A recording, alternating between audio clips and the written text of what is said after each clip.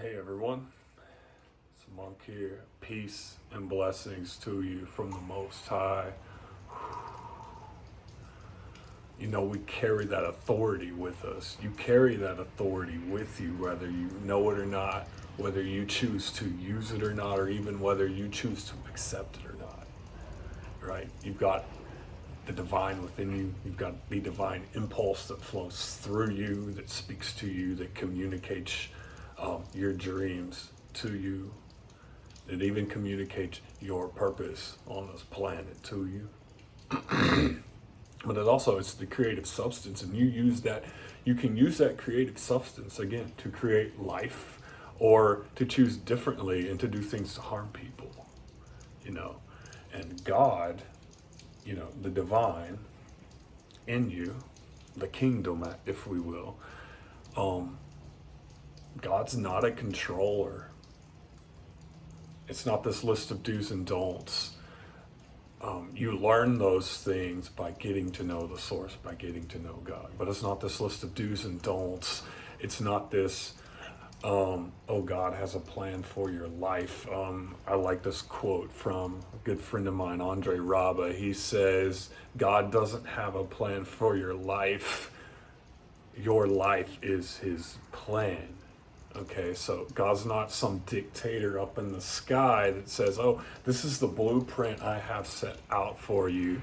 Now, walk the blueprint or not. It's like, no, there are directions and things you can go, and he gives you signposts for that. But you have all the choice. And what you do with that power, what you do with that divine spark within you, that's on you. Whether you create good or you create bad, it's all using the energy and the source work from what was planted in you eternally from the beginning, and then going on forward after you die, so to speak. So you have to realize that what you fill your mind with is kind of a reflection of what's coming out of you.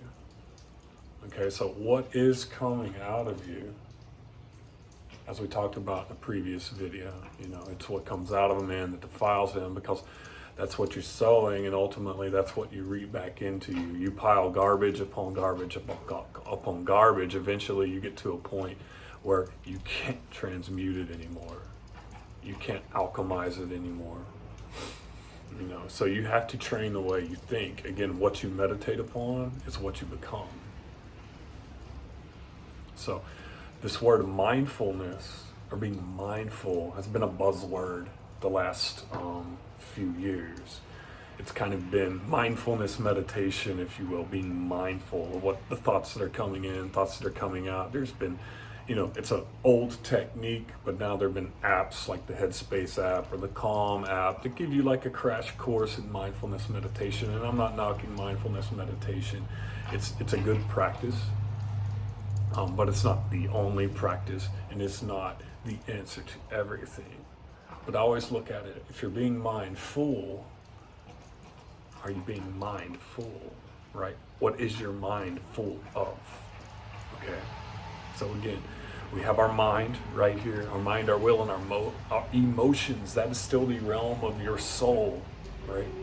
It's like your container for your experience here on earth. The thing is, your soul is connected to the divine spirit that inhabits you. But are you yielding your mind to the spirit? Are you yielding your mind to the eternal part that is within you? Right? That's the kingdom. That's God inside of you. God lives with you. You are a habitation of the eternal, whether you choose to realize it or not. And that's really all salvation, as we call it, is. It's awakening to the fact that God lives inside of you.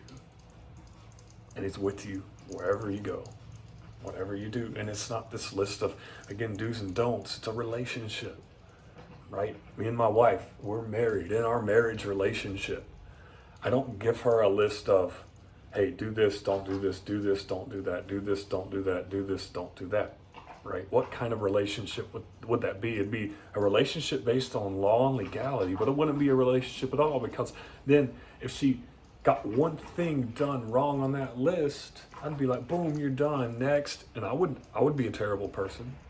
And she wouldn't be able to live under that weight, nor would anybody do. But we treat our relationship with God, with the divine inside of us this way, like this list of do's and don'ts, can and can'ts, wills and won'ts. Right? We got to let that go. That's not life-giving. Again, we talked about in a previous video, that's the tree of the knowledge of good and evil, which leads to death. Whether you literally believe that happened, that story in the garden, or whether you believe it's an archetype. Either way, again, the rules, do's, don'ts become laws, and then we use laws to hang over people's heads, and eventually people break the law, we execute them. Or people write laws unto themselves, and then you live under the law you've written to yourself, and then that creates things in your life. It creates problems, it creates illnesses, it creates all these other things that eventually lead to death. Okay, now the spirit, the divine inside of you is relationship, learning how to walk that out, yielding your mind to the voice of God inside of you, yielding your will and your emotions to what the divine is telling you in that moment every day. And this is the walk. This is what Jesus talked about. This is the walk. Okay? This is the gift he's given you. God is now inside of you. Actually, he always has been. It just took Christ dying on the cross to seal that shut and bringing this new covenant, this new way of being, which was our original way of being, back into existence. Okay?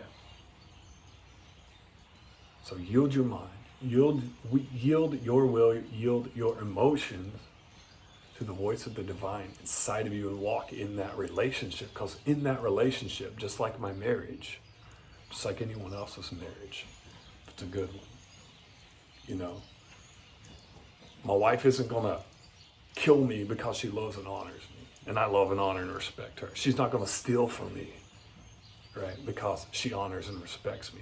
Because I honor and respect her. Because we give love, and the love flows forth from each other. This is your relationship with God.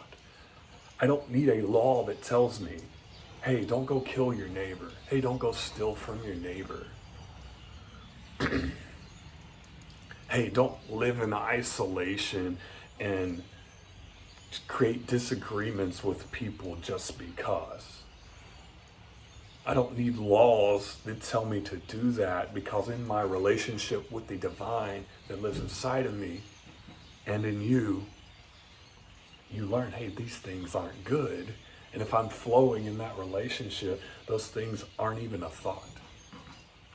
Okay, so this is the new covenant, guys.